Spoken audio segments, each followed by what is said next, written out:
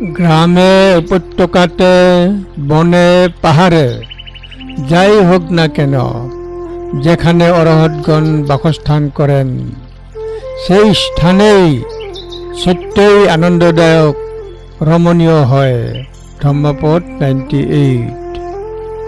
গ্রামে বনে জলে উপত্যকায় বা সমতলে যাই থাকুক না কেন, অরহন্ত সাধু সন্তানরা বাস করুন, সেই সন্তানটি, সেই স্থানটি চরমভাবে লবণীয় শোভনীয় হইয়া পড়ে। সেই স্থানটি চরমভাবে লবণীয় শোভনীয় হইয়া পড়ে।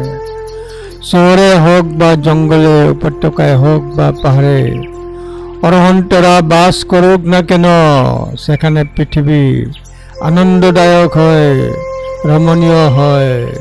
ধম্মপদ 98। গ্রামে বা যদি বা অরণ্যে নিম্নে বা যদি বা থলে যথা অরহন্ত বিহরন্তি তং ভূমিং রামণ্যেয় কং। ধম্মপদ 98।